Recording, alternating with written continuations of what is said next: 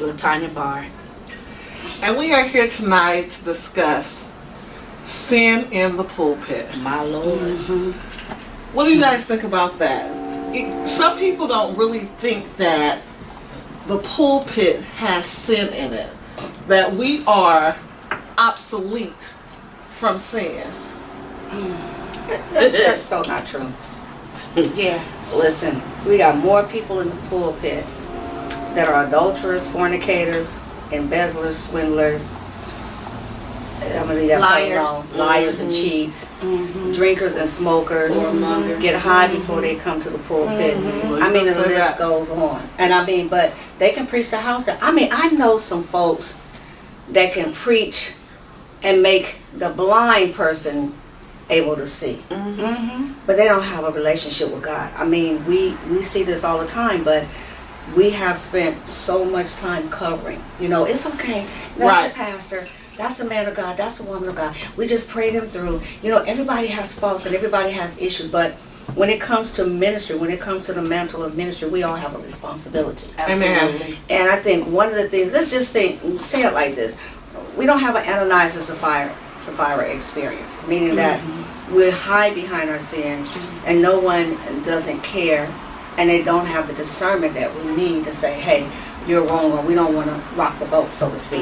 If I say this about the man of God or woman of God, then people are going to come at me, and people do come for people. People Right. have been threatened. People have been threatened to be killed. People have been threatened with drugs. You'd be surprised at what some of the saints do, especially in leadership.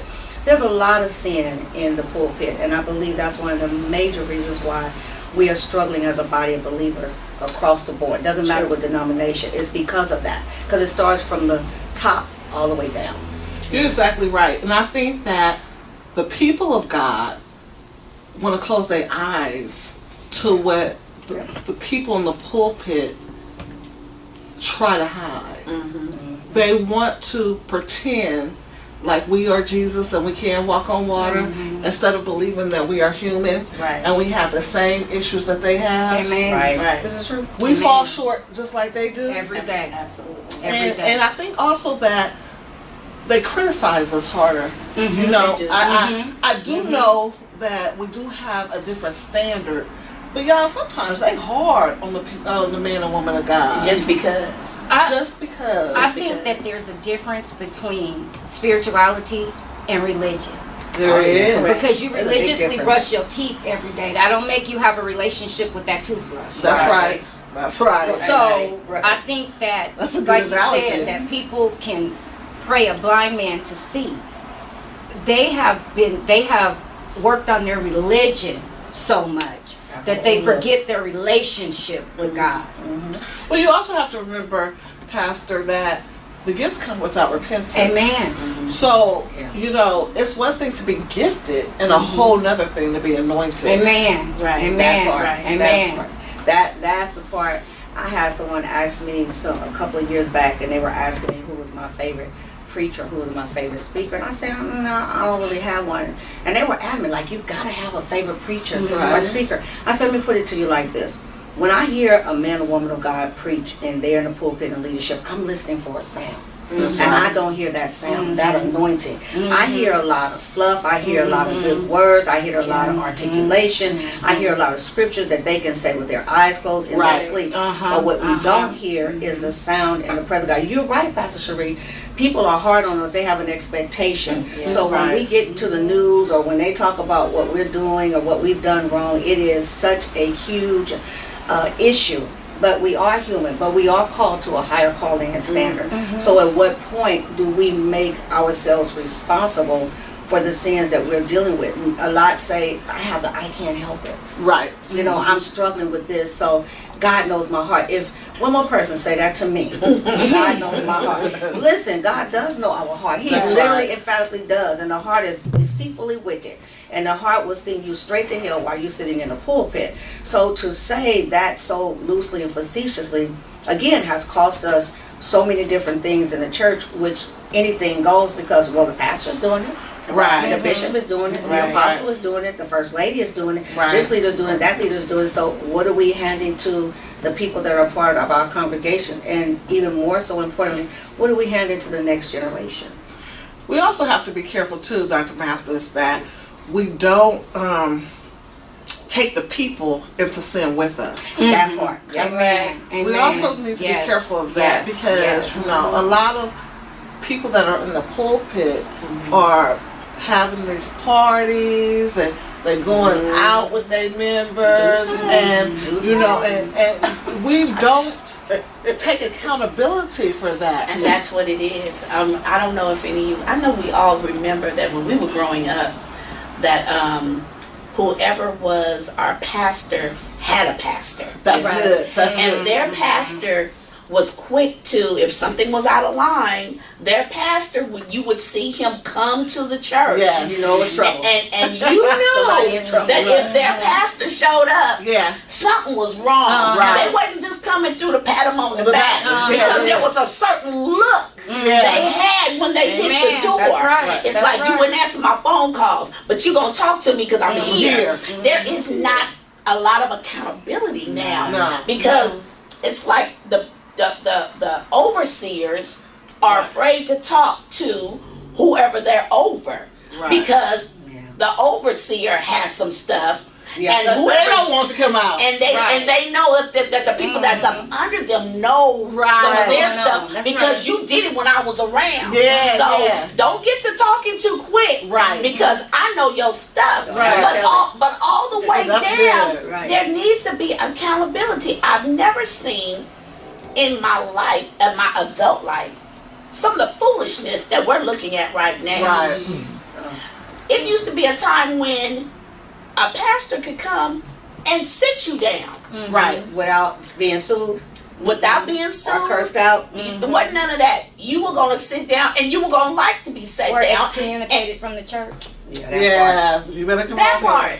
That part. Okay. But now we're so quick to, we'll just let them preach through it. You gonna let them keep vomiting over me? Right. Right. No, thank you. Right. No, there needs to be accountability. I like that sit down part though, Tanya. Evangelist. I like that part. I remember that we was taught as children to sit ourselves down or you will be sat down. Right. For instance, for me, and you know I'm very transparent, I turned 18 and got pregnant. I was the president of the choir. I'll never forget, New Creations. And I went to that rehearsal. My papa made me go to that rehearsal and tell the choir I can no longer serve. And guess what? I went and sat on that front row of the pew and watched them practice. Come on. It wasn't no going home after that. It was I was gonna be held accountable.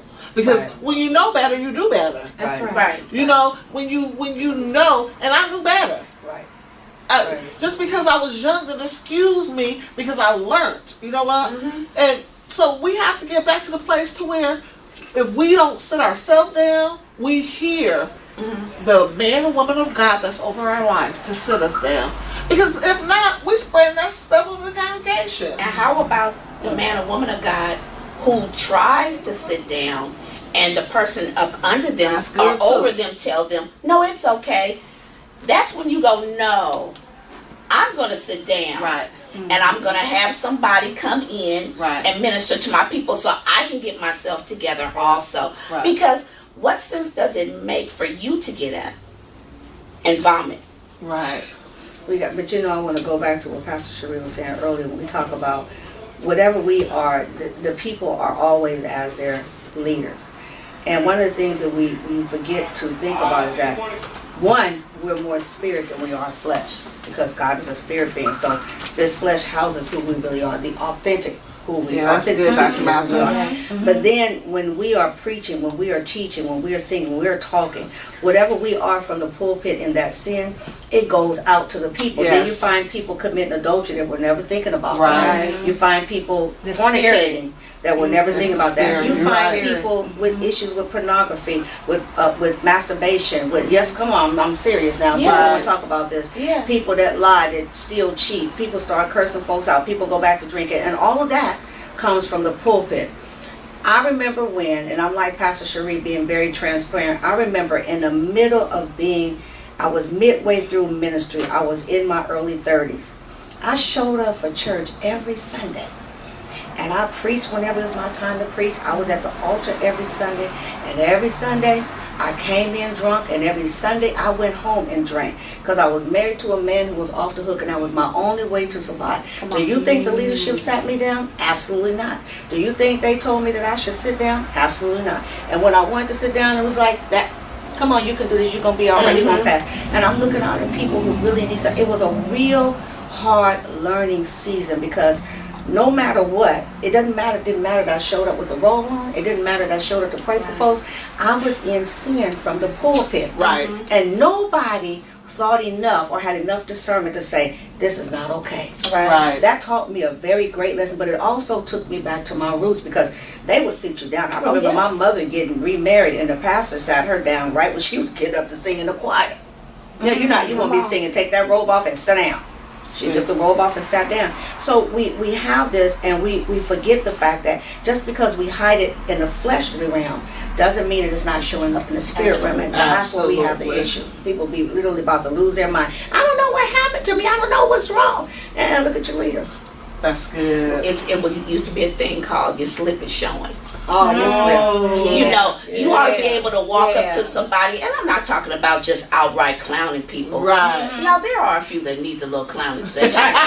Don't get the clown session. Now, don't get me wrong. Yeah. You get your red nose and you come in there with your thing and say, it's on. But you know, I'm talking about the people that you take them to the side. Right. And you say, excuse me. Your slip is showing, and when they get that look, then that opens up the conversation, Right. and then you can talk. You know, you can talk to them. But we're in a time in a season where you can't tell nobody nothing. Unless you want to fight. Yeah, and it's like let me ask this. So we're up here and we're talking about sin in the pulpit. What do you think about the fact that so many people before us, we have lost a generation? And this generation feels like we're hypocrites. Yeah. Let's just be honest. Right. That's good. They don't see the deliverance in the church. So then they wonder, I don't want to go and play church. Right. So we have a whole generation that basically has turned its back on God because of what we did. come on. And what we are doing. And what we are doing. Yeah, we are doing. So church is not the place that it used to be when my grandmother was gone. Mhm. It's not that same place. It used to be a place to get away. It used to be a place of reprievement with our civil rights. It used to be a place where we went to for healing. That's what I was It's gonna not say. that place anymore. No. It's Right. not the same place that it used to be when I was a child. I need you, Jesus, Amen. at the altar. Amen. Just Amen. giving God just everything. Just Right. laying it all out. Not leaving. You know, people take that word Terry for not what it means. That's right. You know, That's yeah, right. We need That's to go good. back to That's where we good. just lay on Right. the altar and give it all to God. They're not doing it that. Matter of fact, church is being rushed now. Oh That's yeah. cattle herd. That's a cattle herd. It is. Move, go up, get somebody lay their hands on your head, go back to your seat. Don't care if you've been delivered. Don't know what you came up here for. We Right. don't care. But we have to hurry up. But we will take on the an time eon clock. to get that Right. offering. Yeah. Oh, That oh, third you better offering, say it. that second offering, That benevolence. the benevolent offering, whatever other offering, pastor's offering, birthday Building weekend funds. offering, Yeah, whatever all the offering. different All the offerings. offerings. Yes. But that's what we become. But we are not concerned about the generation. You all know that we could never run in the pulpit. We could never play in church. Oh, We could never talk when people are being delivered and demons are being slayed out. But now you see people out on their phones, not just the kids. I went to a church a couple of years ago where they was having some kind of anniversary. That in and of itself was interesting. That's for a whole nother conversation. But the people where we were sitting, can I tell y'all that they never paid attention to anything that was going on in that service? They were on cell phones, tablets. One lady was over here gossiping about somebody else, and somebody else was arguing, and the kids was running around turning cartwheels, and my grandchildren was looking like, what in the world? Because we don't do that. And nevertheless, everything in the pulpit was still happening. But when you have sin in the pulpit, it resonates out to the entire congregation, but also to the entire community. Because you have our generation that see the pastor or the man or woman of God coming in and out of the hotel. Right. You see that this generation sees that man or woman of God, that leader that buys the drugs from their friend or from them. Exactly. That's They it. see That's this it. stuff, and then they get up and they preach and they lay hands on folks, but then they go home and they curse out their spouse, beat her up, and she beat him up, whatever. I mean, it starts at home because it goes back, like you said, it's a difference between religion and relationship. Right. People don't have a relationship with God because we have taken on the world system when we never should have. The world system should take on what we bring as a church. Because church has become a business. Yes, It's it a has. huge It's business. become a Big business. business. It's a job. Right. Yeah, they better be Now, you know 100 where I plus K a think- year. I think where a lot of our things went wrong was when the cliche come as you are. Right. Yes. I believe that was the downfall of a lot of it. Yeah. Now, that did not mean Come on. literally what they were saying. Right. You know, and it literally sent a generation into, A frenzy. I don't have to come with a skirt on. Right. Okay, that's fine if you don't want to wear a skirt, but at least have on appropriate clothes. Right. When did it become okay for a woman to sit on the front row with her legs gapped open in front of the men and the women in the pulpit? Right. When we were growing up, women didn't sit on the front row. Right. A usher did not let them on the front row. Well, let's start right there, though. We don't have ushers anymore that's taking their proper role as ushers. Because I remember an usher, if you had gum in your mouth, Oh, with a white See, glove. we all know this, right? We all know Y'all this. know White it. glove. And they wouldn't say a word. They would just And continue you to do knew. this. Come Right. get it, and you know what you needed to do. There was no attitude. You just spit the gum Just out did. because you know there was no talking back, no or any of this. the mothers of the church Oh yes. that were teaching the younger women. Right. Give you that Obsolete safety now. pin. Give you that safety pin. Wipe that polish off. Let Right. the lip stuff off while they smile. Now, baby. Got all this stuff. But when we talk about come as you are, and people misinterpret that, you know, because we have so many people making excuses, but well, I got to get this together, get that together, got to buy clothes today. No, come as you are, how you are as a person. God will take care of the rest. But you're right. You know, I have worked altars where women have sat on the front altar. Not only have their legs been gapped, but there's absolutely no underwear. When they Come get ready to on. pray for them, they roll across the floor, stuff just flying everywhere, and the men are excited to see that. Right. You know, because again, it comes from the pulpit. Everything goes back to our relationship with God, and we see this generation of people sharing to the generation after us that is coming up, and it's the most scariest things, that it's okay to go to church and just do what you do and leave and go home and do whatever you do and come back and keep the cycle going, like the book of Judges. Just serve the gods of this world, not the God, but the gods of this world, and give God just this much. This a whole Cain and Abel thing. I don't really need to have a relationship with God. My relationship is when I give my tithes and offering, whatever I feel like giving God on any given Sunday. My relationship is that I show up to God. Now, God, I showed up to the house of God on a Sunday. It is actually not only a business, but it is a social club. Right. On a Sunday. Yeah. Let's see what you got on. Let's see what you got on. Let's see who can preach the hardest. Blah, blah, I'm blah, gonna go blah, blah. hang with my clique because these is the people that's giving the most tithes, and they gonna run the church And anyway. we're going to eat after. Right. Not the rest of y'all, just Yes. us. Right. Just the click. And we'll drive by you and know you need a ride. Right. In the rain. Or you hungry and we going to eat and we Right, ain't taking right, you with right. us Because you're not our type. because you're not part of our clique. Because see, that's what sin brings on. That's right. We have That's arrived. Right. But we're still in the earthly realm, but we have arrived. We see so much of that, and it just really, it breaks my heart, because one thing that we forget is that this generation of us, we are so blessed to have had the opportunity to have that foundation. Amen. But yet that foundation is what we're supposed to give back to this generation, and we are not giving it back. We're so engulfed in ourselves. Let me put it to you like this. We're so busy platforming until we don't even, I can't You better do say it. another conference, another seminar, another this, another that, and we come in, everybody got to see who has on what, and you have just left the bed with him, her, they, them, it, whatever, and you've done whatever, and you show up and you're talking about we had a glorious time of the Lord, and it's just as empty, you know, and then you leave and you come back the same. The But we exact keep same doing this way. over and over. So when is it that we are going to come to a place that we're really delivered and different? Not until we come out of sin. And again, It starts at the pulpit. You can go online and you can buy you a first class ticket to a storefront church or whatever building you want. Say this is my certificate right here. I'm a pastor. This, that, and there is no overseer. There is no person over you. I am it. No nobody tell me nothing to do. God tell me, and I listen to God when I get ready. Right. But I'm still living how I want to. And that's why we have so many independent churches now, and so many people, is because they don't want a covering. They don't want to have nobody to be accountable to. Exactly. They don't want. They got so many don't wants, so they will go online. They will get them a little ordination piece of paper, and that's what they call it, a little piece of paper to be able to do what I want to do. I've never seen so much of that.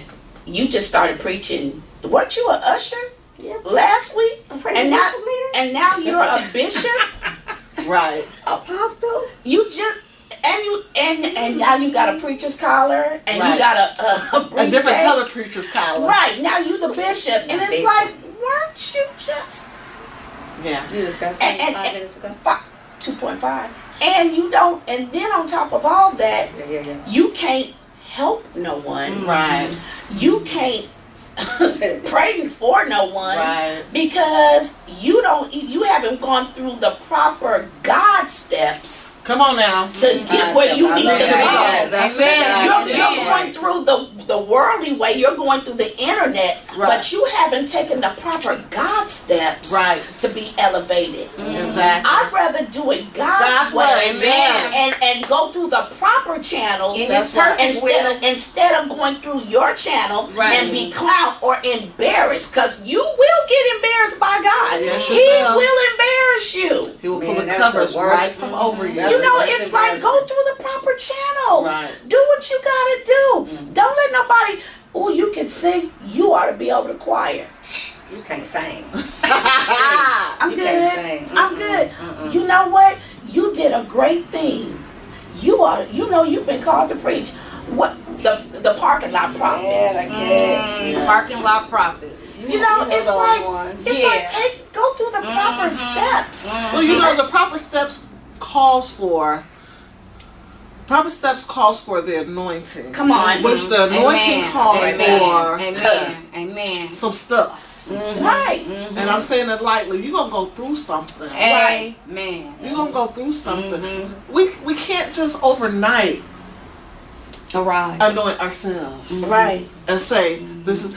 We have to get to the place to where we let God do it, and we do need to go through the proper channels. We got to get to the place to where we are held accountable to someone. We have to get to the place to where we'll sit down and be an Indian and don't always have to be a chief. Right. Come on. We can serve and not always have to Come lead. on. Right. We have to get to the place to where we have a spirit of humility. Yes. And not a spirit of manipulation. I mean, I'm just saying, we have to get to the place to where we are humbling ourselves unto the anointing of Jesus Christ to do what He's called us to do. Now, this is the thing. We have a whole bunch of pastors, bishops, preachers, and teachers that want to do all of the preaching and all of this stuff, but they don't want to serve the people of God. I ain't never seen Come so on. many people that won't go in the houses and pray for bereaved families That's right. no more. That's right. Bereaved That's families Go is to the right. hospital. That's right, Amen. or the convalescent hospital. Feed Go Community. serve communion. Right. Come on. What happened to those days? You know what I'm saying? We have to get back to that stuff because that's what God has called us to do. We have to get back to Acts. We're not there anymore. That's the missing component, though. That is the missing component because we don't serve the community the way that we used to. Right. Not at all. And that's how, the babies are the answer now. They are. We've lost a generation, but we don't have to lose two. That's right. Right. We've already lost 2. We We don't need to lose the yeah, next we don't 2. use to. Right. We can get the babies while they're young and bring them up in the way that they should go. Because we failed to do that. That's because, again, I said, going back to everybody has to have a platform. Everyone has to be on top. But here's my question. When we think about sin in the pulpit, where exactly did it start, where it come from? Because when you think about that, it goes back to what we've been saying. There's no relationship. God requires relationship. And there are many people that are in the pulpit that have no business being in. They're just straight hirelings, and yes, I'm going to say it, and straight pimps. Right. Straight pimpets. Yes, I have to say that. Yes, Lord. Because this is what we have, Yay. because it's a business. It is. How many people can I get to be under me? Because that makes me feel good. It makes me feel important. how much money can I get because I need to buy this, that, and the other. How many cars can you drive at one time? Right. How many houses can you live in at one time? Right. How many trips can you take in 1 year? That's right. And how many jets do you need to get you so you can go and preach to the people? Can you get your behind on an air flight like everyone else? And here's the But see, thing, you start to have all of that, so then it goes back, like you said, we're not serving the community. Nope. I couldn't, in my right mind, be a leader in my community, and I'm sitting at the house on top of the hill, and the people don't have lights, or they don't have food, or they're catching the bus to come so they can hear whatever God is giving me to say. Right. But yet I'm not concerned about that. I cannot. So that when you do not have a relationship with God, you care nothing about what happens with the people. It's been raining. I've caught 3 buses to come here, Pastor, to see you, man of God, woman of God. You didn't even think enough, and you don't have enough discernment, if you have any left, to see that I'm struggling. And I'm about to be put out any day now. Right. And you got space, but you don't want to have anyone in my house because I don't want those spirits. I mean, this is all kind of stuff. But when you don't have a relationship with God, you are going to have sin in the camp, and you're going to have sin in the pulpit. And the sin can be simple as something that I refuse to forgive or I refuse to serve the people. You better come on. Because in order for you to be a great leader in a pulpit, you have to be a great follower. You have to be a great servant. You have to be a great connectivity with the people. Have a pastor's heart. Do we Right. even say that That's anymore? right. No, Right. Do we even say that anymore? No, that's good. Is that old now? Is that old school? Girl, they be like, you say what? We I have to never bring heard that that. back. Right. That's and then right. we have those that are really trying to do that, and they're the ones that are passed over. Right. Because Right. they Right. get talked about, oh, you just a punk. What? Dark? You know, and dark, you ain't got this dark. And it's like, but here's a man of God who works every day and will help his people. Right. And because he's doing it God's way, because he is sent by God to this congregation, they're the ones that suffer behind the other jokers, the pimps, that are riding around.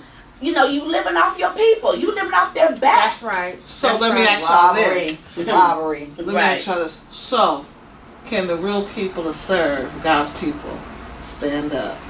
That's what I'm saying. That part right Yeah. there. Can the real Yeah. people? Right. Yeah. So that's what I want to end with today, is that I want to challenge all of the pastors, preachers, bishops, apostles, leaders in full to stand up and be counted and be a servant just as well as you want to be a leader. Absolutely.